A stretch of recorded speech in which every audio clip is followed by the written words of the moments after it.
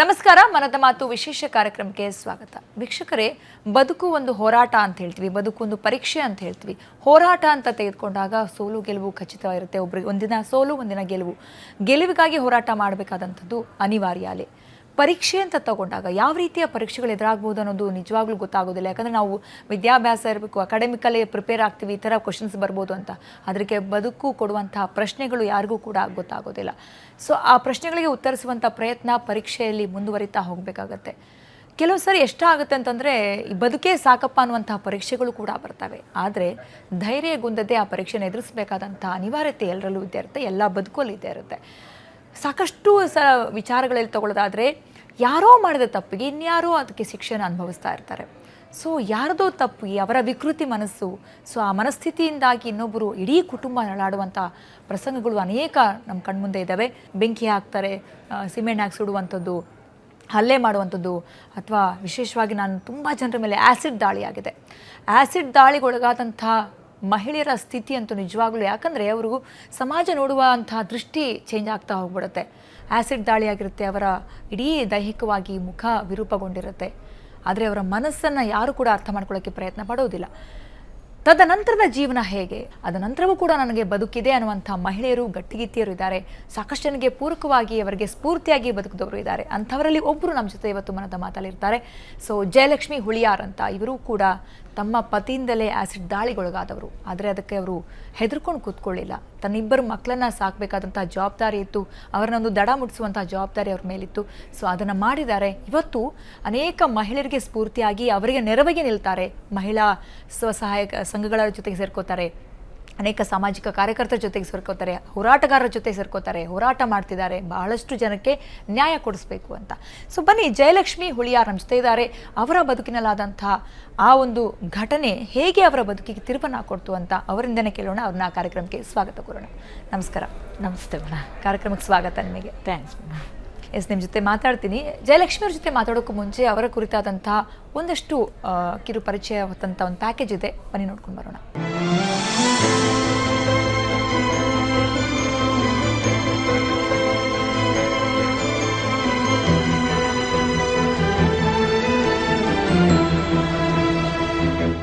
ಅದು 16ರ ವಯಸ್ಸು, ಮದುವೆ ಬಗ್ಗೆ ಏನೂ ಅರಿಯದ ಮನಸ್ಸು. ಆದರೆ ಆ ಹೊತ್ತಿಗಾಗಲೇ ಸಂಸಾರದ ನೋಗ ಹೆಗಲೇರಿತ್ತು. ತುಂಬು ಕುಟುಂಬದಲ್ಲಿ ಹೊಟ್ಟೆ ತುಂಬ ಊಟವೇ ಸಿಗ್ತಿರ್ಲಿಲ್ಲ. ಇನ್ನು ಬಯಸಿದ್ದು ಸಿಗೋದು ಎಲ್ಲಿಂದ? ಅದಕ್ಕೆ ಅಪ್ಪ ತೋರಿಸಿದ ಹುಡುಗನನ್ನ ಕಣ್ಣೆತ್ತಿ ನೋಡದೆಯೂ ಒಪ್ಪಿಕೊಂಡಿದ್ರು ಜಯಲಕ್ಷ್ಮಿ.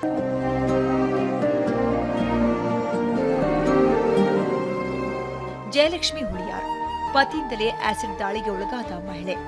ತನ್ನದಲ್ಲದ ತಪ್ಪಿಗೆ ಸಾವು ಬದುಕಿನ ನಡುವೆ ಒದ್ದಾಡಿದಾಕೆ, ಸಾವನ್ನೇ ಗೆದ್ದು ಬಂದಾಕೆ.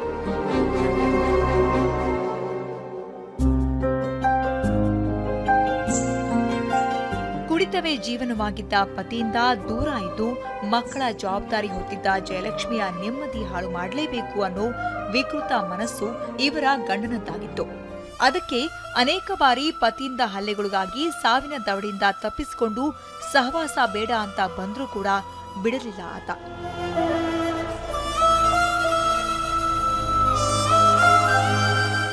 ಆಸಿಡ್ ದಾಳಿ, ನರಳಾಟ, ಸಂಕಷ್ಟಗಳೆಲ್ಲವನ್ನ ದಾಟಿ ಬಂದಿದ್ದಾರೆ ಜಯಲಕ್ಷ್ಮಿ. ಆದ್ರೆ ಅದನ್ನೇ ನೆನೆದು ಕಣ್ಣೀರಿಡುವ ದುರ್ಬಲೆಯಾಗಿ ಉಳಿಲಿಲ್ಲ. ಬದಲಾಗಿ ಅದರಾಚೆಗೂ ಬದುಕು ಇದೆ ಅಂತ ತೋರಿಸಿಕೊಟ್ಟಿದ್ದಾರೆ. ತನ್ನಿಬ್ಬರು ಮಕ್ಕಳನ್ನ ದಡ ಸೇರಿಸಿದ್ದಾರೆ. ಸಮಾಜ ಸೇವೆಯಲ್ಲಿ ತನ್ನನ್ನು ತಾನು ತೊಡಗಿಸಿಕೊಂಡಿದ್ದಾರೆ.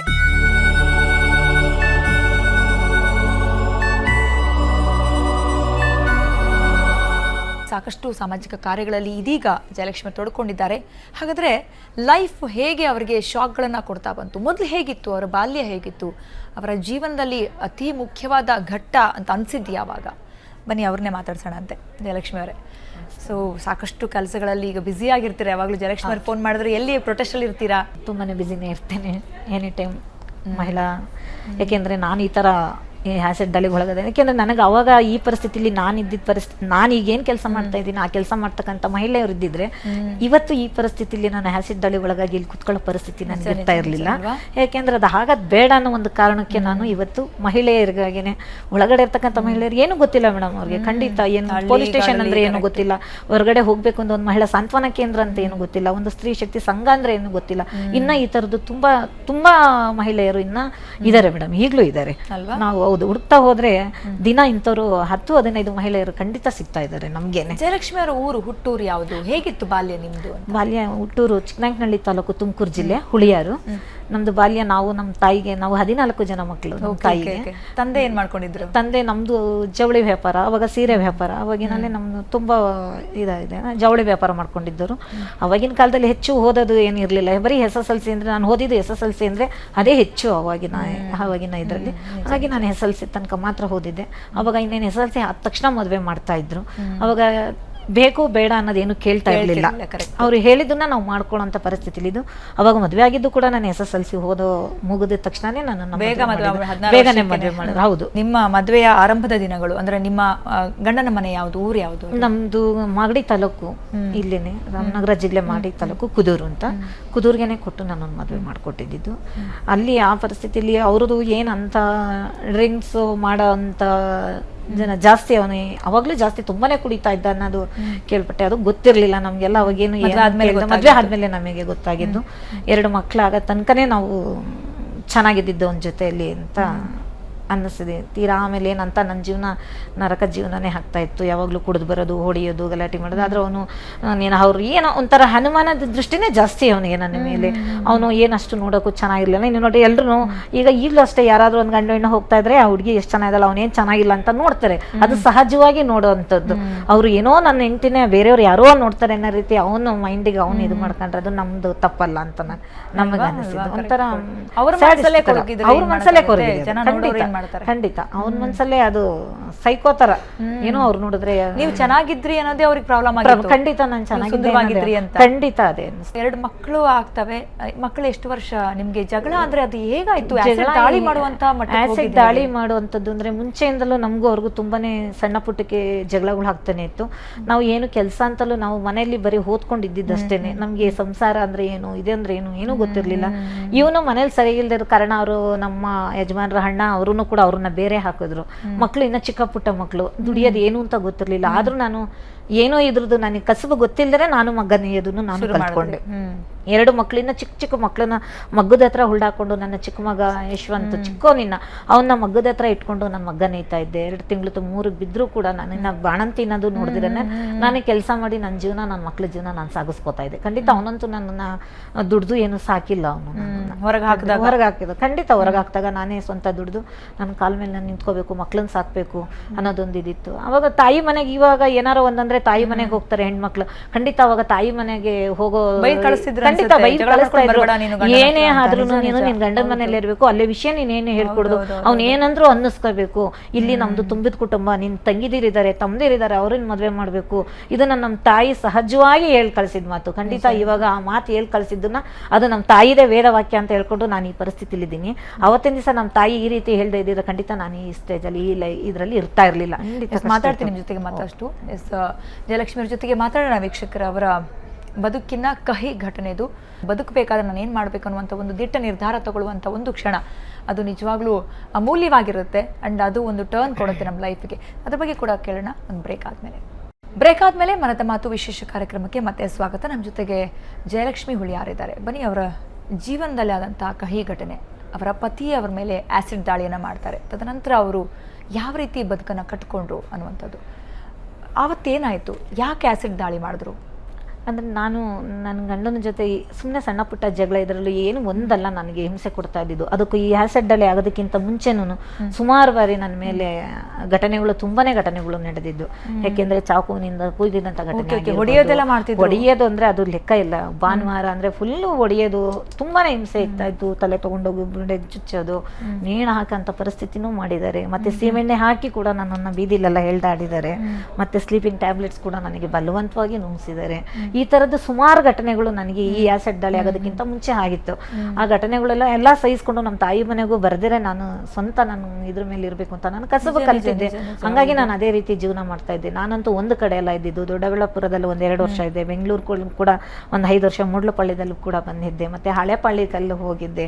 ಹಿಂಗೆ ಸುಮಾರು ನಾನು ಮನೆ ಊರು ಹಲ್ದು ಮಕ್ಕಳನ್ನ ಎತ್ಕೊಂಡು ಊರವರೆಲ್ಲ ಹಲ್ದಿದ್ದು ಎಲ್ಲ ಆಗೋಗಿತ್ತು. ಅವಾಗಿನ ಸ್ಟೇಜಲ್ಲಿ ಏನಂದ್ರೆ ನನ್ನ ಕೈಲಿ ಕೊನೆ ಪರಿಸ್ಥಿತಿ, ನನ್ನ ಕೈಲಿ ಆಗೋದೇ ಇಲ್ಲ ಅನ್ನೋ ಪರಿಸ್ಥಿತಿನಲ್ಲಿ ನಾನು ನನ್ನ ತಾಯಿ ಮನೆಗೆ ಬಂದೆ. ಅವತ್ತಿಲ್ಲ ನನ್ನ ಕೈಲಿ ಆಗೋದೇ ಇಲ್ಲ, ನಾನು ಅವನ ಜೊತೆ ಬಾಳೋದಕ್ಕೆ ಆಗೋದೇ ಇಲ್ಲ, ಸಾಧ್ಯವಾದಷ್ಟು ನನಗಿಲ್ಲೇ ನನಗೆ ಆಶ್ರಯ ಕೊಡಿ ಅಂತಲೂ ನಾನು ಕೇಳಿದೆ.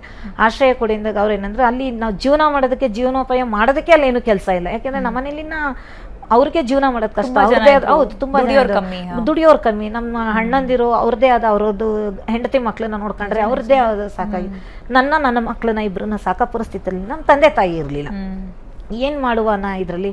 ಇಲ್ಲಿ ಮಗ್ಗದ ಕೆಲಸ ಕೂಡ ಇದ್ದಿದ್ರೆ ನಾನು ಜೀವನ ಮಾಡ್ತಾ ಇದ್ದೆ, ಅಲ್ಲಿ ಮಗ್ಗದ ಕೆಲಸ ಇರಲಿಲ್ಲ.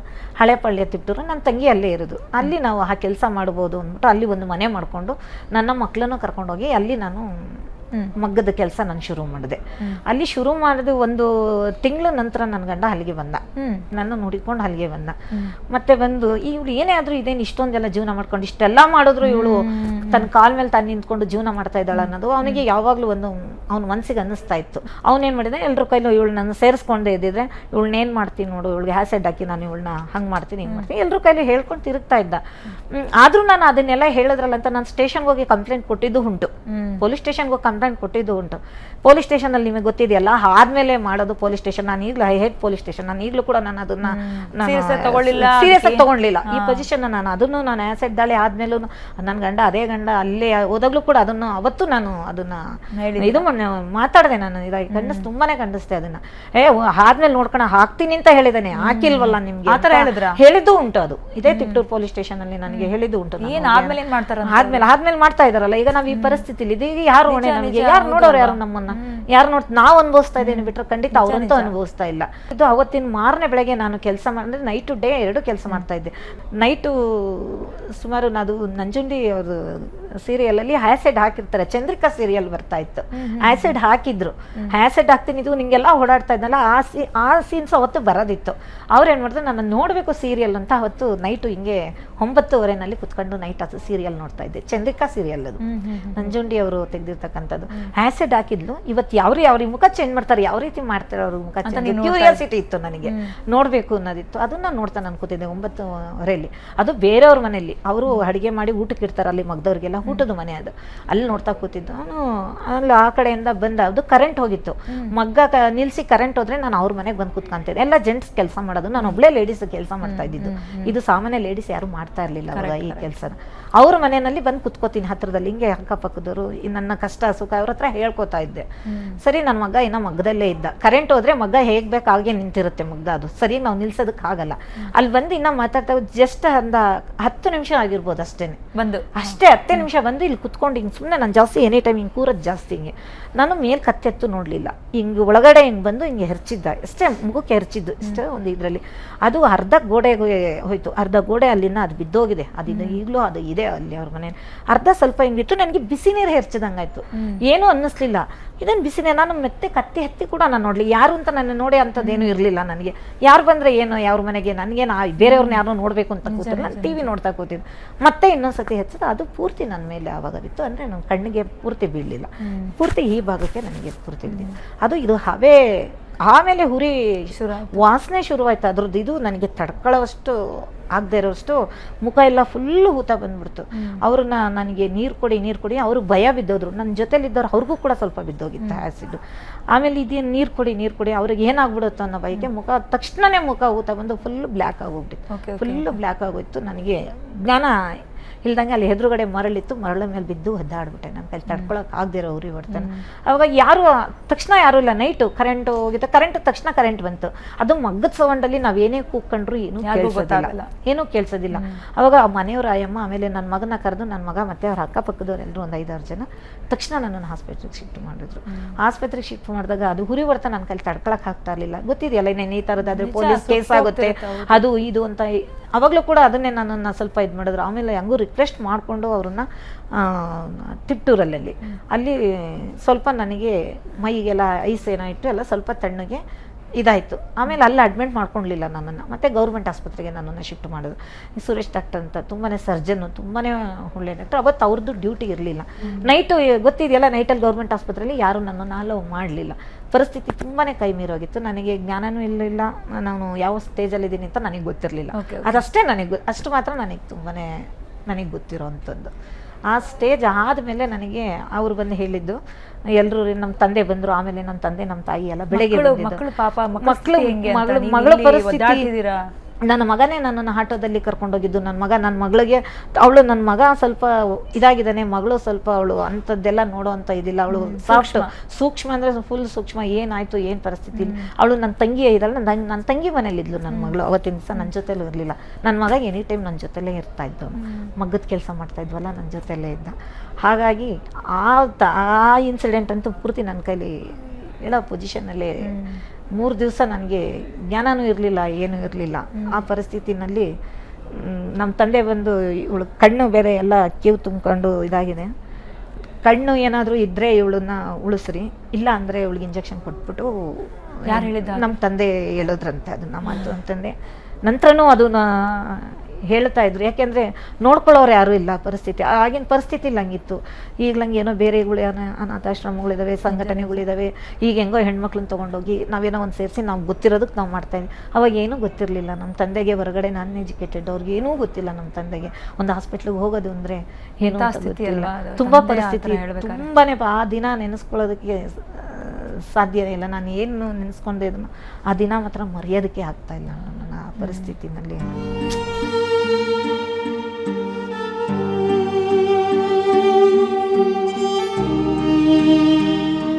ಆ ಸ್ಥಿತಿಯಿಂದ ಹೊರಗೆ ಬಂದ್ರಲ್ಲ, ಅದು ನಿಮ್ಮ ನಿಜವಾದ ಬದುಕು ಅನ್ಕೋತೀನಿ, ಹೊಸ ಬದುಕು.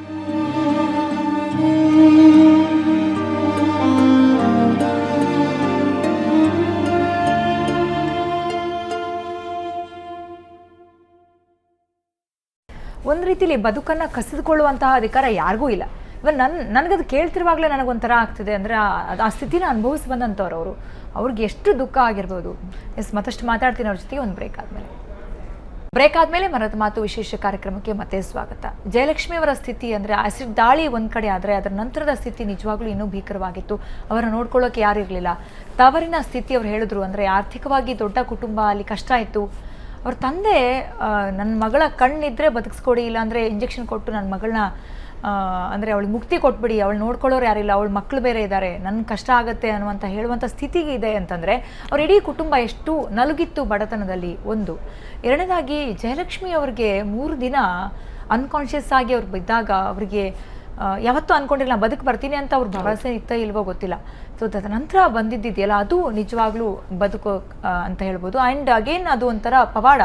ಯಾಕಂದರೆ ನಾನು ಅದನ್ನೆಲ್ಲವನ್ನ ಹೊರತಾಗಿ ತಾನೊಂದು ಮಹಿಳೆಯರಿಗೆ ನಾನು ಹೋರಾಟ ಮಾಡ್ತೀನಿ ಅಂತ ಬೀದಿಗಿಳಿದು ಹೋರಾಟ ಮಾಡುವಂಥ ಸ್ಥಿತಿಗೆ ಬಂದಿದ್ದಾರೆ ಇವಾಗ. 4 ಜನಕ್ಕೆ ಧೈರ್ಯ ಹೇಳ್ತಾರೆ. ಸೊ ಅದು ಒಂದು ರೀತಿ ಟರ್ನ್ ಕೊಡುತ್ತೆ. ಅದು ಆಗಬೇಕಿತ್ತು ಬದುಕಲ್ಲಿ. ಇಲ್ಲಾಂದರೆ ಅವರು ಎಲ್ಲೋ ಒಂದು ಕಡೆ ಕಣ್ಣೀರು ಹಾಕ್ತಾ ಕೊರಗಿ ಅಲ್ಲೇ ಕುತ್ಕೊಳ್ತಿದ್ರು, ಮಕ್ಕಳು ಎಲ್ಲೋ ಬೀದಿಗೆ ಬೀಳ್ತಿದ್ರು, ಯಾವುದೇ ರೀತಿಯಲ್ಲಿ ಉದ್ಯೋಗ ಇರ್ತಿರ್ಲಿಲ್ಲ, ಅವ್ರಿಗೆ ಮದುವೆ ಆಗ್ತಿರ್ಲಿಲ್ಲ, ಅವ್ರ ಕುಟುಂಬ ಕಟ್ಕೊಳ್ತಿರ್ಲಿಲ್ಲ. ಸೊ ಬನ್ನಿ ಜಯಲಕ್ಷ್ಮಿಗೆ ಅದು ಹೇಗೆ ಸಾಧ್ಯ ಆಯಿತು ಅಂತ ಕೇಳೋಣ. ಆಸ್ಪತ್ರೆಯಿಂದ ಬಂದ ಮೇಲೆ ಕೂಡ ನಿಮಗೆ ಸುಮಾರು ತಿಂಗಳು ರೆಸ್ಟ್ ಆಗಿತ್ತು ಅನ್ಕೋತೀನಿ.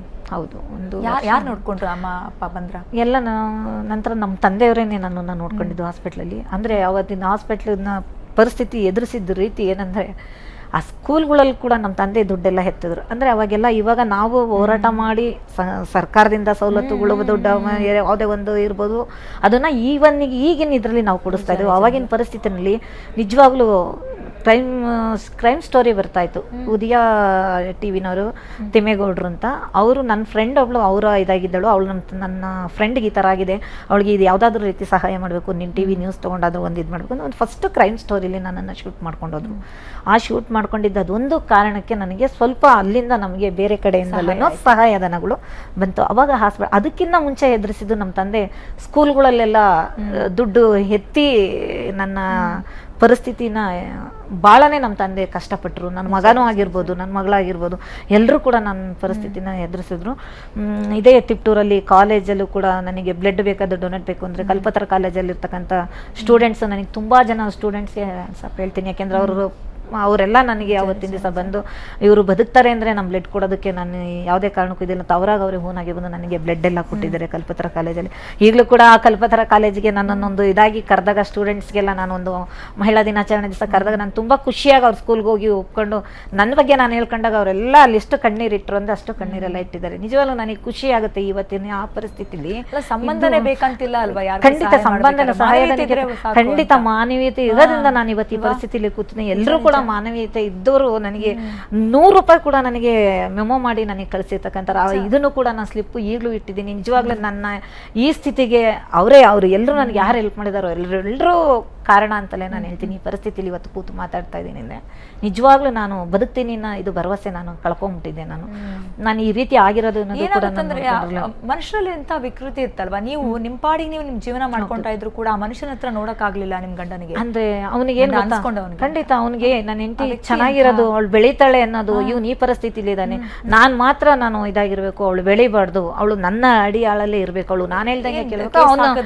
ಅವನಿದು ಕೇಸ್ ಅಂತಂದ್ರೆ ಅವತ್ತಿನ ಪರಿಸ್ಥಿತಿನಲ್ಲಿ ಕೇಸ್ ಅದ ನಾನು ಆ ಅನ್ಕಾನ್ಶಿಯಸ್ ಇರೋದ್ರಿಂದ ಪೊಲೀಸಿಂದ ಬಂದು ಅಷ್ಟೇ ಅದು ತಕ್ಷಣ ಇದಾಯ್ತು. ಅವನು ತಪ್ಪಿಸ್ಕೊಂಡು ಹೋಗಿದ್ದು ಉಂಟು, ಬೇರೆಯವ್ರ ಮೇಲೆ ಪೇಪರ್ ನ್ಯೂಸ್ ಎಲ್ಲ ಆಗಿತ್ತು. ಪೇಪರ್ ನ್ಯೂಸ್ ಆದ್ಮೇಲೆ ಅಲ್ಲಿ ಕ್ವಾಟ್ನಾಯ್ಕ್ನಲ್ಲಿ ಏನೋ ಒಂದು ಇದ್ರಲ್ಲಿ ಏನೋ ಕೆಲಸ ಮಾಡ್ಕೊಂಡಿದ್ದ ಅಂತ ಅವನ್ನ ಅವಾಗ ಅರೆಸ್ಟ್ ಮಾಡಿದ್ದು. ಅವ್ನು ನಾನು ಇಲ್ಲ ಅಂತ ಹೇಳಿದ್ದಾಯ್ತು. ಮತ್ತೆ ನಾನು ಹೇಳೋ ಪರಿಸ್ಥಿತಿ ಇಲ್ಲಿ ಇರಲಿಲ್ಲ, ಅವನೇ ಮಾಡಿದ್ದು ಅಂತ. ಮತ್ತೆ ಅವನ ಕೈಯೆಲ್ಲ ಆ್ಯಸಿಡ್ ಆಗಿದ್ದು ಇದನ್ನೆಲ್ಲ ನೋಡಿ ಅವರು ಒಂದು ಇದ್ರ ಮೇಲೆ ಆ್ಯಸಿಡ್ ಆಗಿ ಅದೇ ಕೇಸ್ ಆಯ್ತು. ನಾನೇ ಕೇಸ್ ಹಾಕ್ಬೇಕು ಅಂತ ಏನೂ ಇರಲಿಲ್ಲ ಅವಾಗಿನ ದಿವಸ. ಪೊಲೀಸ್ ಎಲ್ಲ ಅವಾಗಲೇ ಪೊಲೀಸ್ ಕೇಸ್ ಅವಾಗಲೇ ತಕ್ಷಣ ಪೊಲೀಸ್ ಕೇಸ್ ಆಯ್ತು, ಅವಾಗ ಆಯ್ತು. ಅದಕ್ಕೆ ಮುಂಚೆ ಅವರು ತಗೊಂಡಿದ್ದಿದ್ರೆ ಅದೇ ಬೇರೆ ಇತ್ತು, ಆದ್ಮೇಲೆ ಅದು ಪೊಲೀಸ್ ಕೇಸ್ ಆಯ್ತು. ಈ ಒಂದು ಆಸಿಡ್ ದಾಳಿ ನಂತರ ನೀವು ಎಲ್ಲ ಹುಷಾರಾದ್ರಿ, ಮತ್ತೆ ಮಗ್ಗ ಕೆಲಸ ಶುರು ಮಾಡ್ತೀರಾ? ಮಗ್ಗದ ಕೆಲಸ ಖಂಡಿತ ಮಗ್ಗದ ಕೆಲಸ ಮಾಡೋಕ್ಕಾಗಲಿಲ್ಲ, ಯಾಕೆಂದ್ರೆ ಕಣ್ಣಿನ ಪ್ರಾಬ್ಲಮ್ ಇತ್ತು ನಮಗೆ. ಆಸಿಡ್ ದಾಳಿಗಾಗಿರೋರು ಎಲ್ರಿಗೂ ಕೂಡ ಕಣ್ಣಿನ ಪ್ರಾಬ್ಲಮ್ ಖಂಡಿತ ಇದೆ. ಏನಂದ್ರೆ ಅದ್ರೊಳಗೆಲ್ಲ ನಾನು ಒಬ್ಳೇನೆ, 2 ಕಣ್ಣು ಇರೋದು ಅಂದ್ರೆ ನಾನು ಒಬ್ಳೇನೆ. ಆಸಿಡ್ ವಿಕ್ಟಿಮ್ಸ್ ಯಾರಿಗೂ ಕೂಡ ಕಣ್ಣಿಲ್ಲ, ಆದರೂ ಇದು ನನಗೆ ಸ್ವಲ್ಪ ಪ್ರಾಬ್ಲಮ್ ಇತ್ತು ಕಣ್ಣಿಂದು. ಆದ್ರೂ ನಾನು ಮಗ್ಗದ ಕೆಲಸ ನನಗೆ ಮಾಡೋಕ್ಕಾಗಲಿಲ್ಲ. ಏನು ಮಾಡೋದು ಕೆಲಸ, ನನಗೆ ಕೆಲಸದ ಕಡೆ ಅದು ಗಮನನೇ ಹೋಗಲಿಲ್ಲ. ಹಿಂಗೆ ನಮ್ಮ ತಂದೆ ನಮ್ಮ ತಾಯಿ ಇವರು ಹಿಂಗೆ ನೋಡ್ಕೋತಾ ಇದ್ರು. ಒಂದು 6 ತಿಂಗಳು ವರ್ಷದ ನಂತರ ನಾನು ಇದೇ ಹೇಳಿದ್ನಲ್ಲ, ಮಲ್ಲಿಗೆ ಮತ್ತೆ ನಮ್ಮ ಮಹಿಳಾ ಮುನ್ನಡೆ, ಜನಶಕ್ತಿ ಇವರೆಲ್ಲ ಒಬ್ಬೊಬ್ಬರೇ ನನ್ನ ಇದಕ್ಕೆ ಬಂದ್ರು. ನನ್ನ ಒಂದು ಇದಕ್ಕೆ ನಮ್ಮ ತಾಯಿ ಮನೆಗೆ ಸಹಾಯಕ್ಕೆ ಖಂಡಿತ ಅವರು ಬಂದ್ರು.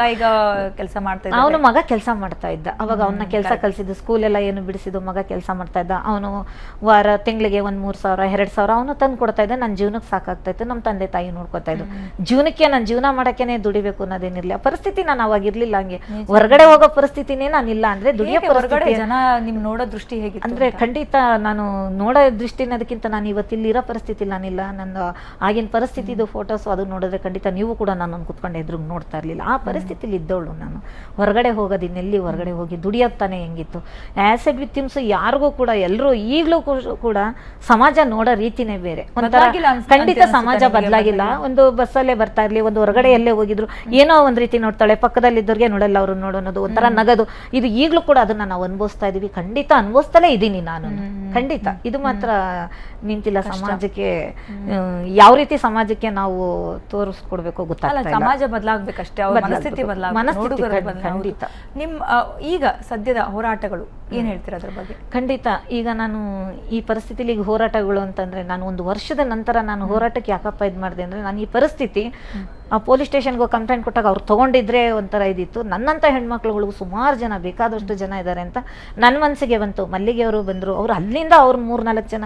ಇವತ್ತು ಇನ್ನು ಹೆಣ್ಣು ಮಕ್ಕಳು ಅವರು ಎಲ್ಲಿ ಅಂದ್ರಲ್ಲಿ ನೈಟ್ ಓಡಾಡ್ಕೊಂಡು ಹಿಂಗೆ ಬಂದು ಈ ಥರದವ್ರನ್ನೆಲ್ಲ ಸರ್ವೆ ಮಾಡಿ, ನಾನು ಯಾರು ಅಂತ ಅವ್ರಿಗೆ ಗೊತ್ತಿಲ್ಲ, ಅವ್ರು ಯಾರು ಅಂತ ನನಗೆ ಗೊತ್ತಿರಲಿಲ್ಲ. ಅವ್ರು ಅವತ್ತಿನ ದಿವಸ ಬಂದು ನನಗೆ ಸಾಂತ್ವನ ಹೇಳಿ, ಹಿಂಗಿರಬೇಕು ಜಯಲಕ್ಷ್ಮಿ, ನೀವು ಈ ಥರ ಇರಬೇಕು ಅಂತ ಹೇಳಿ, ನೀವು ಹೊರಗಡೆ ಇರಬೇಕು, ನೀವು ಒಳಗಡೆ ಹಿಂಗೆ ಬುರ್ಕ ಹಾಕೊಂಡು ಕೂರಬಾರ್ದು, ನೀವು ಬನ್ನಿ ಅಂತ ಕೈ ಹಿಡಿದು ಆಚೆ ತಂದವರು ಮಹಿಳಾ ಮುನ್ನಡೆ ಜನಶಕ್ತಿ ಮಲ್ಲಿಗೆ ಅಂತ. ನಾನು ಖಂಡಿತ ಈ ಸಂದರ್ಭದಲ್ಲಿ ನಾನು ಅವ್ರನ್ನೇ ಜ್ಞಾಪಿಸ್ಕೊತೀನಿ. ಈಗ ಸಾಕಷ್ಟು ಜನರಿಗೆ ನೀವು ಈಗ ಹೋಗಿ ಹೇಳ್ತೀರಾ, ಜಾಗೃತಿ ಮೂಡಿಸ್ತೀರಾ, ಹೋರಾಟ ಮಾಡ್ತೀರಾ, ಅವ್ರ ಪರವಾಗಿ ಧ್ವನಿ ಎತ್ತುತ್ತೀರಾ. ಖಂಡಿತ ಸೊ ನಿಮ್ಗೆ ಎಲ್ಲೋ ಒಂದ್ ಕಡೆ ಬದುಕು ನೆಮ್ಮದಿ ಅಂತ ಅನಿಸ್ತಿದೆ? ಖಂಡಿತ ನನಗೆ ನೆಮ್ಮದಿ ಇದೆ. ಯಾಕೆಂದ್ರೆ ನಾನು ಈ ಸ್ಟೇಜಲ್ಲಿದ್ದು ನಾನು ಒಳಗಡೆ ಇದ್ರೆ, ನಾನು ಆಸಿಡ್ ದಾಳಿಗೆ ಒಳಗಾಗಿರೋರು ಎಲ್ಲರೂ ಹೇಳ್ತಾರೆ, ಜಯಲಕ್ಷ್ಮಿ ನೀನು ಏನು ಫೋನ್ ಮಾಡಿದ್ರು ನೀನು ಅಲ್ಲಿದ್ದೀನಿ ಇಲ್ಲಿದ್ದೀನಿ ಅಂತ, ನೀನೇ ಸರಿಯಪ್ಪ ನನಗೆ ಒಳಗೆ ಕೂತು ನನಗೆ ಹಿಂಗೆ ಅನ್ನಿಸ್ತಾ ಇದೆ, ನಾನು ಹಿಂಗೆ ಆಗ್ತಾ ಇದ್ದೀನಿ ಅಂತ ಅವರೇ ಹೇಳ್ತಾರೆ. ಚೆನ್ನಾಗಿಲ್ಲ ಅನ್ಕೊಂಡು ತಮಗೆ ತಾವೇ ಕಿಲರ್ ಮೇಲೆ ಬೆಳೆಸ್ಕೊಳ್ಳೋ ಬದಲು ಯಾಕೆ ನಾನು ಸೌಂದರ್ಯ ಹುಟ್ಟಿನಿಂದ ನಾನು ಹಿಂಗೆ ಇದ್ದೀನಿ ಅಂತ ಹೇಳ್ಕೋಬಹುದು. ಆಚೆಗೂ ಕೂಡ ಬದುಕಿದೆ. ಹೌದು, ನಾನು ಹುಟ್ಟಿದಾಗಲೇ ಹಿಂಗೆ ಇದ್ದೀನಿ ಅಂತ ಹೇಳ್ಕೊಂಡು ಜೀವನ ಮಾಡೋದು ಎಷ್ಟು ಸರಿ. ನಾನು ಅವಾಗಿಂದ ನೆನೆಸ್ಕೊಳ್ಳೋದು, ನಾನು ಈಗ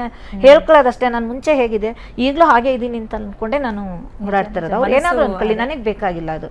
ನಾನು ಏನಾದರೂ ನನ್ನಿಂದ 4-6 ಜನಕ್ಕೂ ಒಳ್ಳೇದಾಗಬೇಕು, ಸಮಾಜಕ್ಕೆ ಒಂದಿಷ್ಟು ನನ್ನಿಂದ ಏನಾದರೂ ನನ್ನ ಕೈಲಾಗಿದ್ದನ್ನ ಸಹಾಯ ಮಾಡಬೇಕು ಅನ್ನೋದೊಂದು ನನ್ನ ಮನಸ್ಸಿಗೆ ಬಂತು ಬಿಟ್ರೆ ನನಗಿನ್ನೇನು ಅನಿಸಿರ್ಲಿಲ್ಲ. ಈಗ ತುಂಬ ಒಳ್ಳೆ ಕೆಲಸ ಮಾಡ್ತಿದ್ದೀರಾ. ಇವಾಗ ಜಾಗೃತಿ ಮೂಡಿಸುವಂಥದ್ದು, ಹೆಣ್ಮಕ್ಳ ಪರ ಧ್ವನಿ ಎತ್ತುವಂಥದ್ದು. ಸೊ ಹೆಣ್ಮಕ್ಳೇ ಧ್ವನಿ ಎತ್ತಬೇಕು, ಬೆನ್ನು ತಟ್ಟಬೇಕು. ಸೊ ಸಾಕಷ್ಟು ಜನ ಅವರಿಗೆ ಸಹಾಯಕವಾಗಿ ನಿಲ್ಲುವಂತ ಗಂಡಸರು ಇದ್ದಾರೆ, ಹೊರತಾಗಿ ವಿಕೃತಿ ಮೆರೆಯುವಂತ ಗಂಡಸರು ಇದ್ದಾರೆ. ಜನರಲೈಸ್ ಮಾಡೋಕ್ಕೂ ಆಗಲ್ಲ. ಅಲ್ವಾ? ಥ್ಯಾಂಕ್ ಯು ಸೋ ಮಚ್ ನಮ್ಮ ಜೊತೆ ಬಂದಿದ್ದಕ್ಕೆ, ನಿಮ್ಮ ಅಭಿಪ್ರಾಯಗಳನ್ನು ಹಂಚಿಕೊಂಡಿದ್ದಕ್ಕೆ. ನಿಮ್ಗೆ ಒಳ್ಳೇದಾಗಲಿ, ನಿಮ್ಮ ಮಕ್ಕಳಿಗೂ ಒಳ್ಳೇದಾಗಲಿ. Thank you. Thank you. ಇದಾಗಿತ್ತು ಜಯಲಕ್ಷ್ಮಿ ಹುಳಿಯಾರ್ ಅವರ ಮನದ ಮಾತು. ಅವರ ಜೀವನ, ನಾನು ಹೇಳಿದೆ, ಹೋರಾಟ, ಪರೀಕ್ಷೆ ಅವೆರಡನ್ನೂ ಎದುರಿಸ್ಕೊಂಡು ಬಂದವರು. ಸೊ ಅದನ್ನು ಗೆದ್ದಿದ್ದಾರೆ ಅಂತಲೇ ಹೇಳ್ಬೋದು. ಯಾಕಂದರೆ ಈಗ ಯಾವುದೇ ರೀತಿಯಲ್ಲೂ ಸಂಕಷ್ಟ ಅನುಭವಿಸ್ತಾ ಇಲ್ಲ. ಅವ್ರಿಗೆ ನೆಮ್ಮದಿ ಇದೆ, ಜೀವನದಲ್ಲಿ ತೃಪ್ತಿ ಇದೆ. ನಾನೇನೋ ಒಂದು ಒಳ್ಳೆ ಕೆಲಸ ಮಾಡ್ತೀನಿ ನನ್ನ ಜೀವನದಲ್ಲಿ ಅಂತ ನನಗಾಗಿರುವಂಥ ಕಷ್ಟ ಅಂದ್ಕೊಂಡು ಕಣ್ಣೀರು ಹಾಕೋದನ್ನು ಬಿಟ್ಟು ಒಳ್ಳೆಯ ಕೆಲಸಕ್ಕೆ ಅವರು ಯಾವಾಗಲೂ ಕೂಡ ರೆಡಿ ಆಗಿರ್ತಾರೆ. ಸೊ ಆ ಮೂಲಕ ಹೋರಾಟ ಮಾಡ್ತಿದ್ದಾರೆ. ಸೊ ಅಂಥ ಹೋರಾಟದ ಜೀವನ ಬೇರೆಯವ್ರಿಗೆ ಸ್ಫೂರ್ತಿ ಕೊಡುತ್ತೆ, ಬೇರೆಯವ್ರಿಗೆ ಸಹಾಯ ಮಾಡುತ್ತೆ, ಇನ್ನೊಬ್ಬರಿಗೆ ಕಣ್ಣೀರನ್ನು ಒರೆಸುತ್ತೆ ಅನ್ನೋದಾದರೆ ಅದಕ್ಕಿಂತ ಹೆಚ್ಚಿನ ಏನಿದೆ ಅಲ್ವಾ? ಇದೇ ಒಂದು ಗೆಲುವು ಅಂತಲೇ ಹೇಳ್ಬೋದು. ಸೊ ಇದು ಇವತ್ತಿನ ಮನದ ಮಾತು ವಿಶೇಷ ಕಾರ್ಯಕ್ರಮ. ಸುದ್ದಿ ಟಿವಿ, ನಾವು ಸುಳ್ಳು ಹೇಳಲ್ಲ.